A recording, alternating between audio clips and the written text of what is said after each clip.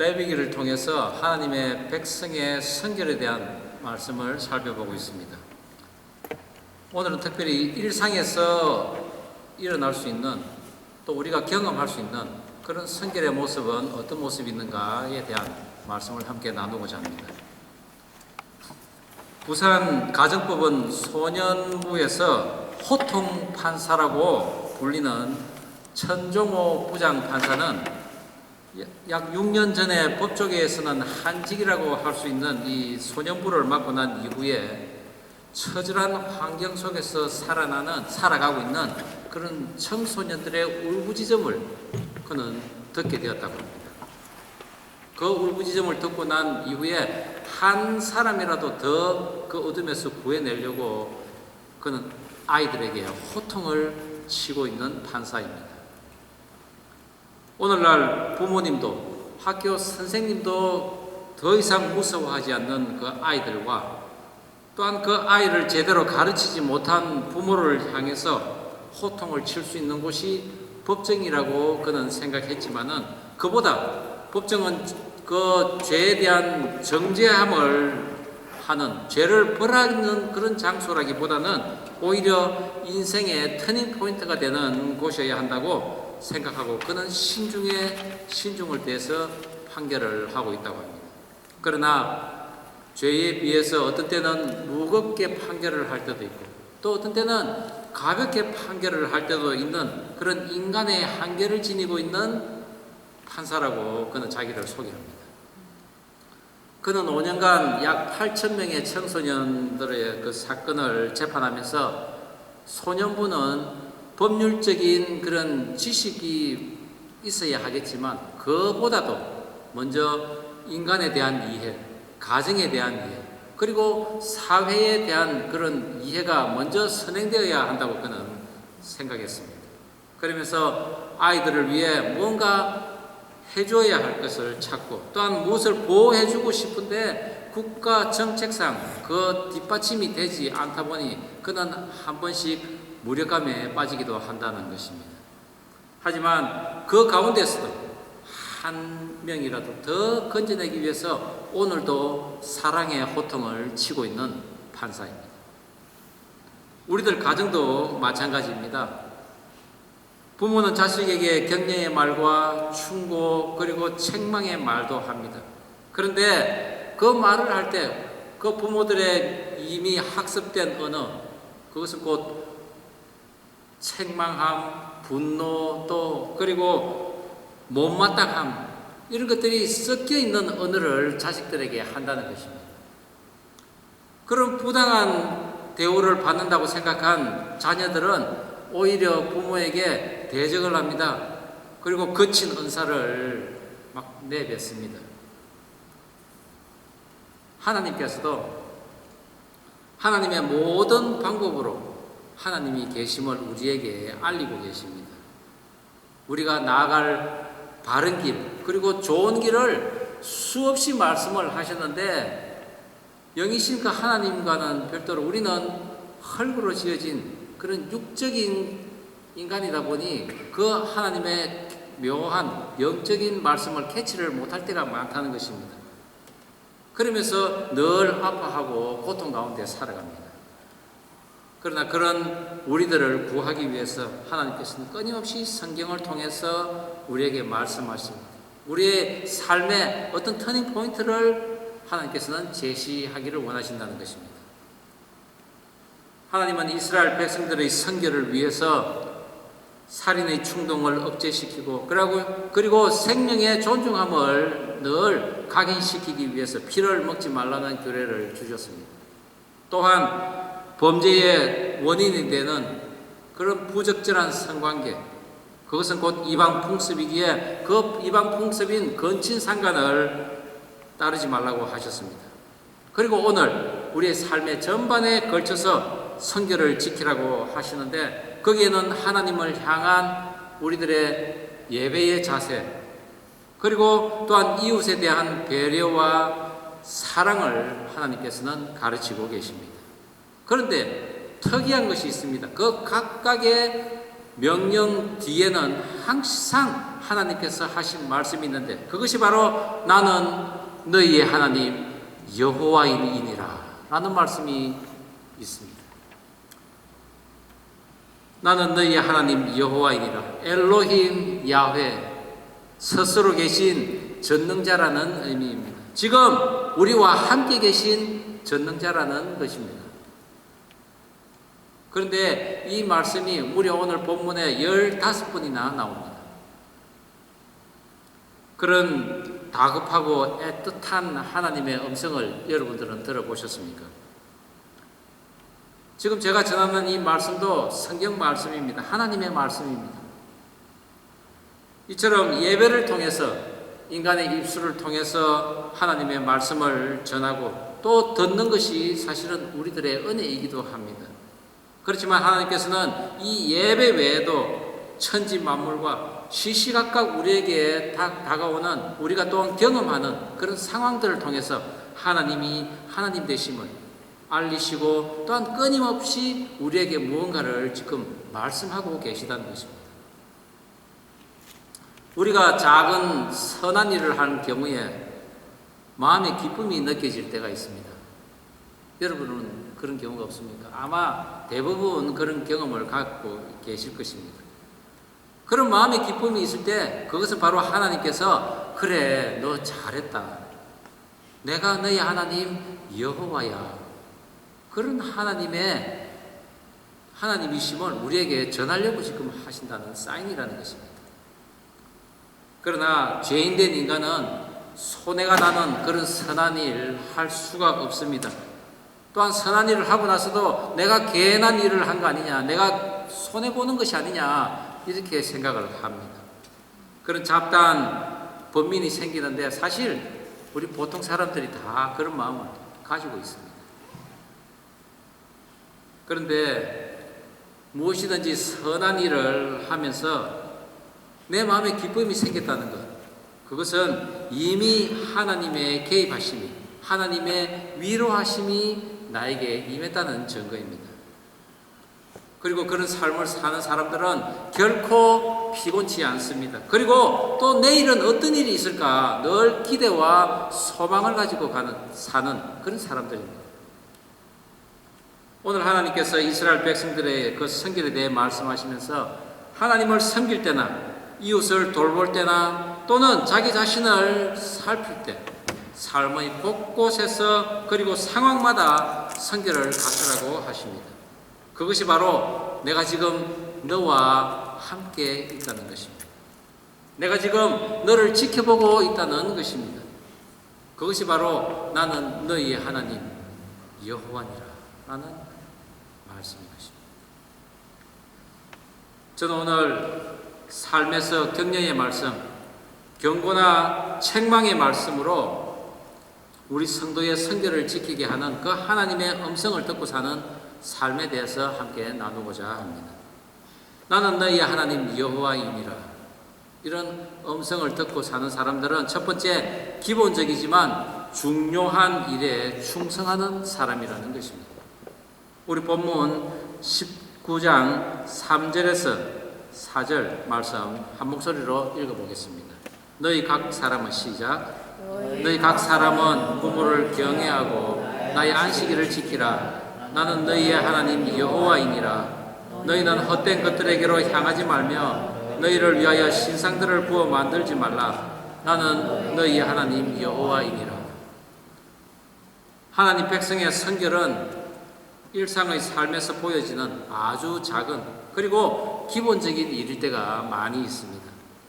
오늘 본문 레위기 19장에서는 많은 삶의 모습들이 나오는데 그 중에 하나님을 섬기는 것이 가장 서두에 나와 있습니다. 그런데 그 서두 중에서도 가장 먼저 나오는 것이 너의 부모를 경외하라 하는 말씀입니다. 각 사람은 너희 하나님을 경외하라 이것이 순서일 것 같은데 부모를 경외하라는 것입니다. 사실 이 경외라는 야레라는 단어는 두렵고 떨리는 마음을 가지는 것입니다. 이것은 하나님에게 사용하는 하나님에게 적용되는 단어입니다.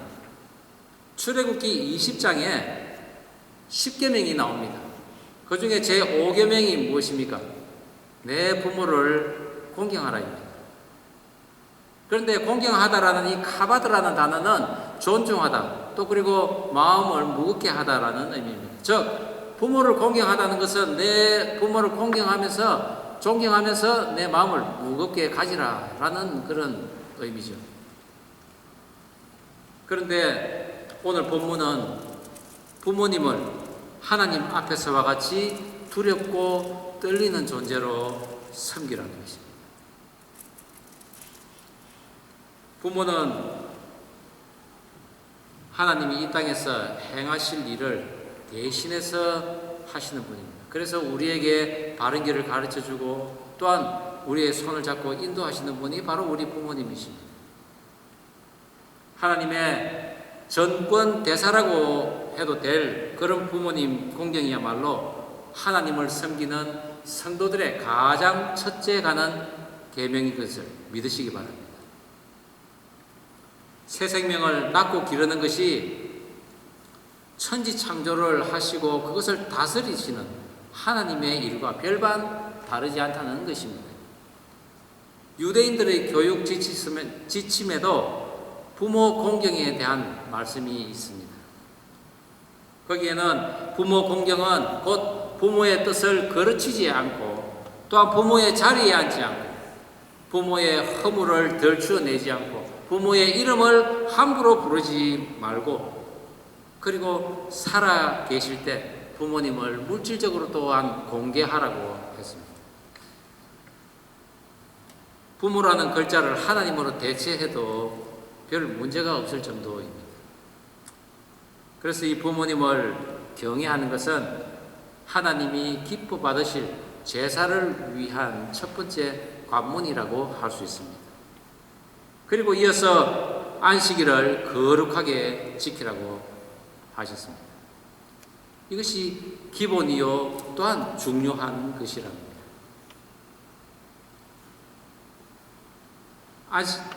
일곱째 날 천지를 창조하시고 난 이후에 안식하신 하나님께서 자신의 피조물들에게도 쉼을 허락하셨습니다. 그리고 그 날을 거룩히 지킬 의무를 부과하셨는데 사실 그것은 우리를 억압하는 것이 아니라 천국을 함께 즐기자는 그런 하나님의 초대였습니다. 하늘을 맛보는 즐겁고 기쁜 날이라는 것입니다. 그런 뜻깊은 하나님의 당부를 대체하는 어떠한 우상에게도 마음을 뺏기지 말고 하나님의 성물을 더럽히는 행위 하지 말고 그리고 이방의 주수를 따라 하지 말라고 합니다. 그리고 너희들이 앞으로 가나안에 들어가서 작물을 얻을 것인데 1년, 2년, 3년의 그 수확을 해도 그것은 하나님의 것이 아니고 제 4년째 나는 수확물을 하나님 앞에 드리라고 합니다. 이방의 냄새가 나는 그런 작물들은 결코 하나님의 것이 될 수 없음을 오늘 말씀하고 계신 것입니다. 그런 과실, 비록 먹음직하고 보암직하고 나의 창고를 가득 채울 그런 소출처럼 보여도 그것은 결코 하나님의 것은 될 수 없다는 것입니다. 올바른 제사, 하나님이 기뻐하실 제사는 이처럼 우리가 작지만은 중요한 그리고 소중한 그 부모를 공경하는 것에서부터 시작됩니다. 그리고 가족과 함께 하나님의 쉼에 동참하는 것으로서 그런 자들에게 하나님께서는 칭찬을 해주십니다. 나는 너희의 하나님 여호와이니라. 부모 공경은 너무나 기본적이고 쉬운 일 그리고 당연한 일이라고 다들 생각하고 있습니다.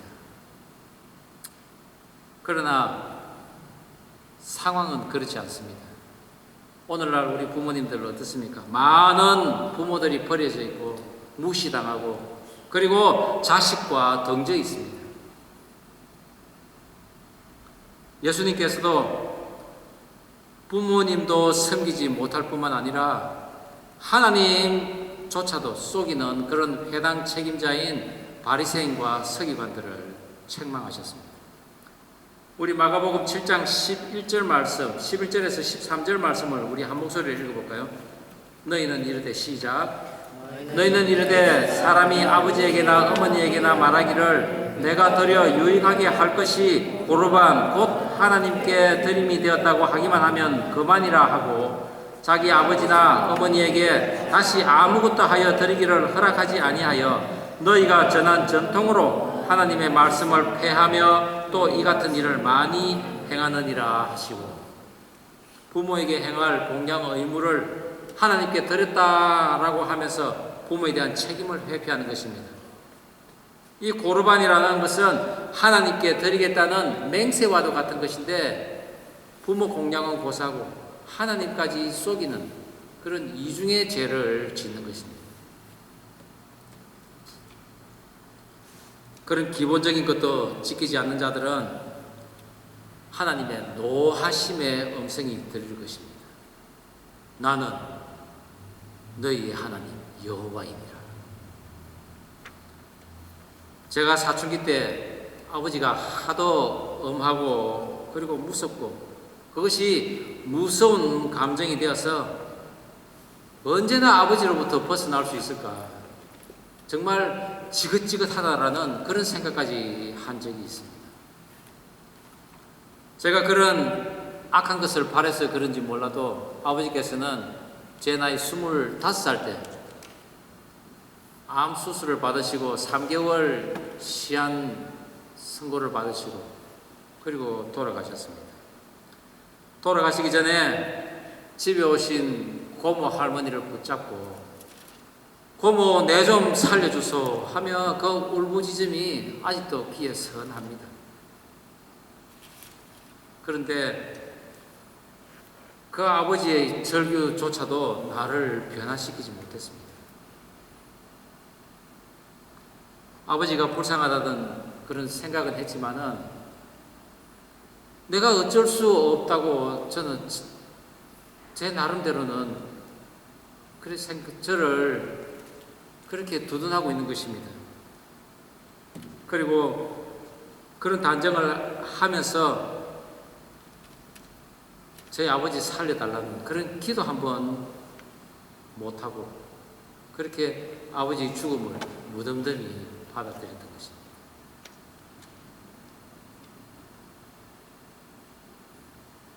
하나님을 몰랐고 하나님을 찾지 않았기 때문입니다.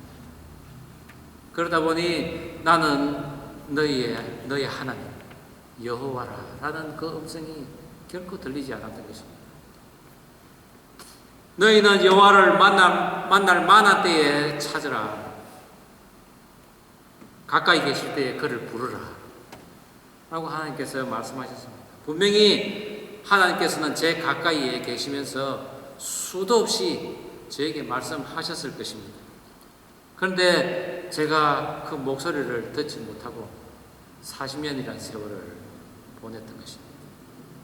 나이 40이 넘고 나를 옥죄이는 그런 고통들이 나를 엄습할 때 비로소 하나님을 찾게 되고, 그리고 보다 또 영민한 그런 영적인 것이 조금씩 띄어지면서 나는 너희의 하나님 여호와라 라는 그런 음성이 이제 조금씩 들리는 것입니다. 저는 여러분들이 고통 가운데 주께 돌아오기보다는 평온한 가운데 주님을 만나기를 원합니다. 이것은 기본적이지만 너무나도 중요한 그런 하나님의 말씀을 직접 몸으로 실천함으로써 그것이 시작됩니다.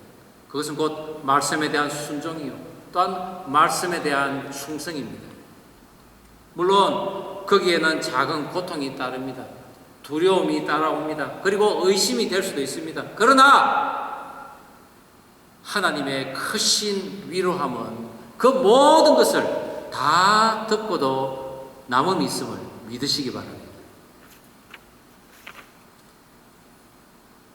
그 같은 위로와 평안을 주시는 하나님의 음성을 듣고 이제 보다 새로운 삶을 살아가는 저와 여러분 되기를 주의 이름으로 축원합니다.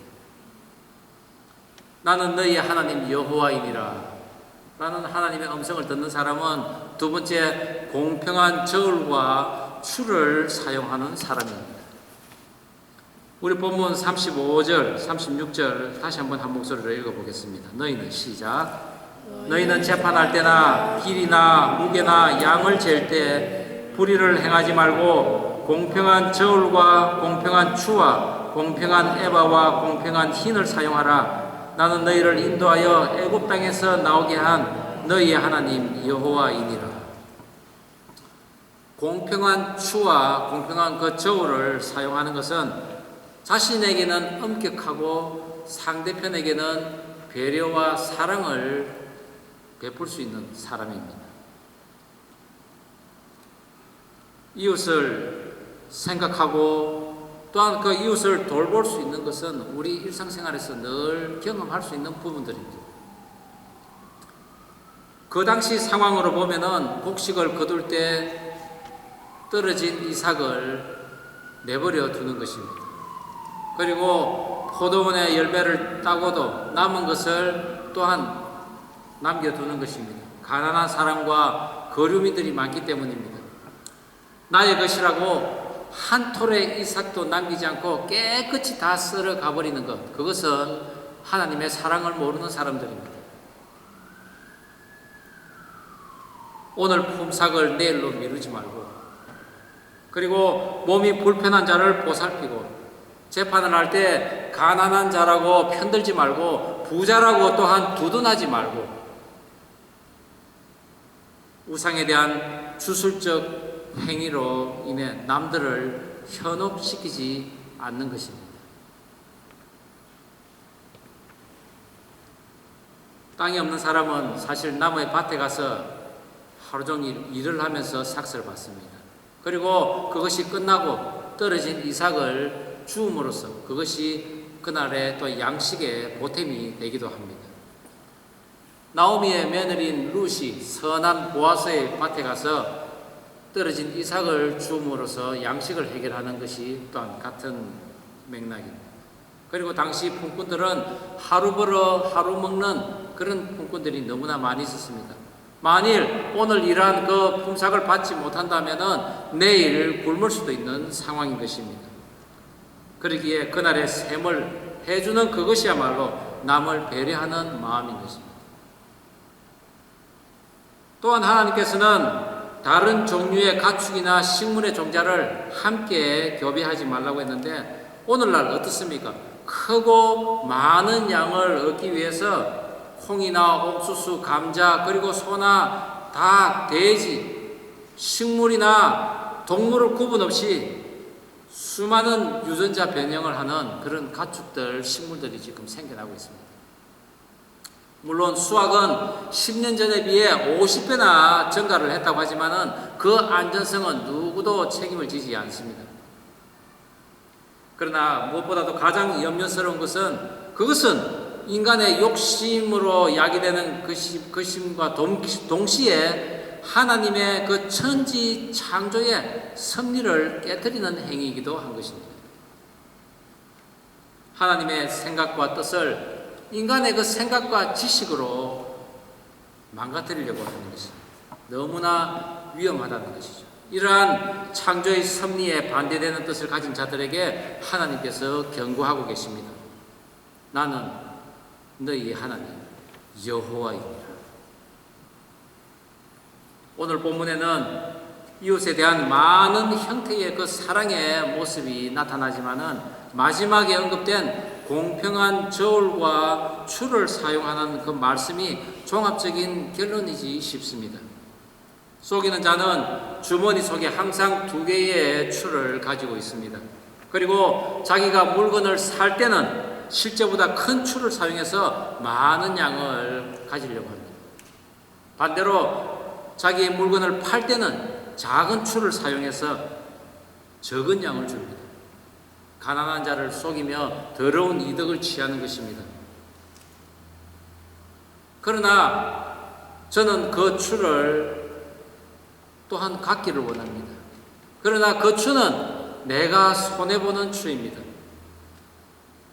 가난한 사람의 물건을 살 때는 작은 추를 사용해서 좀 더 많은 대가를 지불합니다.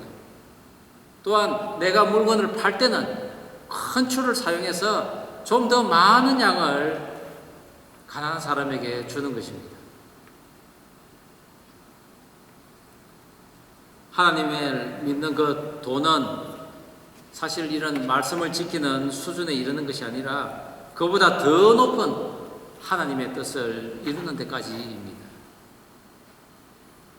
정직한 추는 선한 사람이 할 수 있는 일이지만 또한 그보다 또 더 큰 추, 더 작은 추를 사용해서 내가 손해보는 것까지 행한다는 것은 그것은 바로 하나님의 정직한 백성으로서의 마땅히 해야 할 그런 일인 것입니다. 마태복음 5장 20절 말씀에도 내가 너희에게 이르노니 너희의 의가 서기관과 바리새인보다 더 낫지 않으면 결단코 천국에 들어가지 못하리라고 하셨습니다. 아이가 갓 태어나서 제일 듣고 싶은 말이 무엇일까요? 아마도 사랑하는 내 아기, 내가 언제나 너를 보살펴주고 지켜줄게. 너는 나에게 있어서 가장 귀한 존재야 라는 그런 말일 것입니다. 그런 말을 듣고 자란 아이는 사랑이 듬뿍 담겨있는 아이들입니다. 그런데 만 5세가 이제 지나면서 자기 선택 행위를 할 수 있는 나이가 되면은 어떻습니까? 아이들에게 우리가 부모들이 하는 말은 늘 핀잔과 질책입니다. 그런 말들을 많이 듣는 아이들은 자기들이 예전에 들었던 그 사랑에 가득한 말들이 거짓이라는 것을 자기 스스로 판단을 하면서 부모와의 그 담이 이제는 점점 쌓여간다는 것입니다. 그런 것을 경험한 사람들은 결혼을 해서도 마찬가지입니다. 부부간의 그 사랑이 거짓이었음을 자기 스스로 또 생각을 합니다. 예전에 연애할 때의 그 감정 다 거짓이었다고 말합니다. 그런 사람들은 결국에는 또한 하나님조차 거짓의 하나님이라고 믿게 되는 것입니다. 사실 그렇다면은 그것은 하나님의 음성을 듣지 못했기 때문입니다.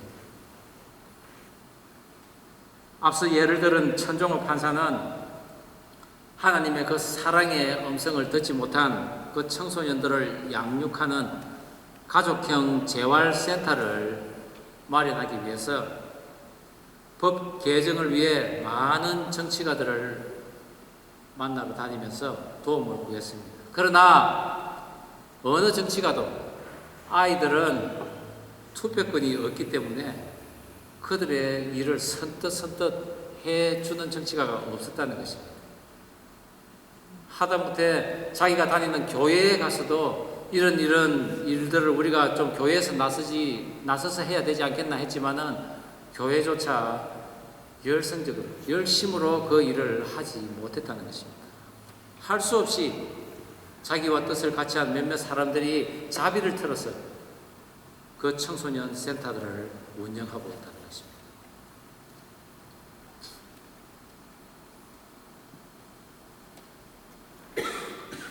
길을 잃은 그 청소년들, 그들에게는 나는 너희의 하나님 여호와라 라는 그런 사랑의 하나님, 사랑에 관심 있는 사람, 또 그리고 그들을 보살펴주는 그런 사람들이 필요한데 세상은 그렇지 않다는 것입니다. 자신도 부산의 그 달동네에서 어려운 그 청소년 시절을 보냈던 이 천종호 판사는 상처 입은 아이들이 가장 원했던 것이 바로 따뜻한 말 한마디, 정말 그들을 사랑하는 마음에서 나오는 진실된 소망의 한마디라고 했습니다. 그래서 법정에 나온 아이들에게는 부모님 사랑합니다. 다시는 그러지 않겠습니다. 그리고 자식을 잘 못 키운 부모에게는 얘야 내가 미안하다. 내가 잘못했다. 다시는 그러지 않겠다. 라는 그 말을 10번 꼭 반복시켜서 하게 했답니다. 사랑의 언어는 한 번으로 끝나는 것이 아니라 계속 반복해야 함을 가리킨 것입니다. 과연 우리는 수십 번, 수백 번 나는 너희의 하나님, 여호와라는 그런 하나님의 음성을 얼마나 듣고 있는지 우리 자신에게 한번 물어보기를 원합니다. 오늘 우리가 살펴본 것은 아주 기본적인 것입니다. 부모님을 공경하고 도둑질하지 말고 속이지 말고 또한 남의 것을 탐내지 말고 밀린 임금 제때 주고 장애인들 냉대하지 말고 나의 것 조금 떼어서 내가 손해보는 것. 그런데 우리는 거기서 머물 것이 아니라 그 위에 보다 더 한 단계 업그레이드된 정돈된 언어와 그리고 육체의 그 필요에다가 오래 참음과 온유의 하나님의 성질을 거기에 더 얹혀서 그들에게 다가가는 것입니다. 천정호 판사가 판결을 하는 그 법정이 터닝 포인트가 되기를 바란다고 했듯이 하나님의 음성을 들은 내가 먼저 변화가 되었어. 내 가정 그리고 내가 속한 그 공동체가 변화가 되어야 하는 것입니다. 예레미야서 9장 5절에는 그들은 각기 이웃을 속이며 진실을 말하지 아니하며 그들의 혀로 거짓말하기를 가르치며 악을 행하기에 지치거늘 너가 사는 곳이 속이는 일 가운데 있도다. 그들은 속이는 일로 말미암아 나를 알기를 싫어하느니라. 여호와의 말씀이니라. 이처럼 세상은 속고 속이는 일로 가득 차 있습니다. 그러나 우리가 세상의 거짓을 따라 살지 않을 수 있는 이유는 우리가 이미 속아봤습니다. 또한 우리가 이미 상처를 입어봤습니다. 아파봤습니다. 차마 저항할 수 없는 많은 상황 속에서 번민했던 경험들이 우리에게 있습니다. 그래서 우리는 약한 자에게 다가갈 수 있는 것입니다. 예수님께서도 인간으로 오셔서 가난을 친히 경험해 보시고 또한 배운 자들에게 모욕과 멸시를 당해 보셨습니다. 세상 왕노릇 하기 위해서 싸우신 것이 아니라 가난한 자들 때문에 우심을 택하셨습니다. 그리고 마침내 십자가에 못이 박혔습니다. 그 예수님을 보내신 전지전능한 하나님께서 예수님의 그 연약함을 부활로 이끄신 것처럼 우리의 작은 사랑의 섬김을 들어서 사용하셔서 온 지구촌, 온 열방에 사랑과 긍휼의 불꽃이 활활 타오르기를 바라고 계신 것입니다. 우리가 그 같은 사랑과 긍휼을 가지고 세상으로 나아갈 때 저와 여러분에게 하나님의 음성이 들릴 것입니다. 나는 너희의 하나님 여호와이니라.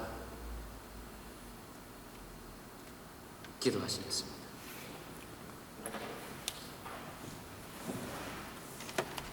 이 시간 다 함께 기도하면 좋겠습니다. 그렇습니다. 하나님, 두렵고 떨리는 마음으로 우리 부모님을 섬기게 해 주십시오.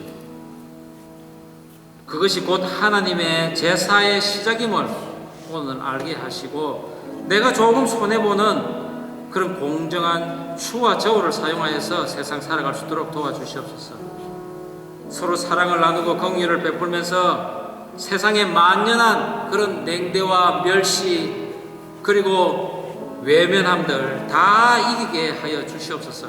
그리하여 내가 변하고 나의 가정이 변하고 그리고 내 공동체가 변하게 하여 주시옵소서라고 우리가 간절히 기도하면 좋겠습니다. 기도하시겠습니다. 하나님 아버지 주신 말씀 가슴에 담습니다. 그렇습니다. 성결의 모습은 가장 기본적이고 가장 중요한 우리 부모님을 경외하는 것부터 시작됨을 오늘 배웠습니다. 두렵고 떨리는 마음으로 우리 부모님을 섬기게 하여 주시옵소서. 그것이 곧 하나님에게 나아가는 제사의 시작이라는 것을 알게 해주시니 감사드립니다. 내 것을 조금 손해보면 어떻습니까? 내가 공정한 그런 추와 저울을 사용해서 세상 살아갈 수 있도록 도와주시옵소서. 늘 사랑과 긍휼을 베풀면서 세상의 만연한 냉대와 질시, 무관심 다 이겨나가게 하여 주시옵소서. 나는 너희의 하나님 여호와니라. 그런 하나님의 음성을 매 순간 들으며 살아갈 수 있도록 은혜 내려 주시옵소서. 감사드리오며 예수님 이름으로 기도드립니다. 아멘.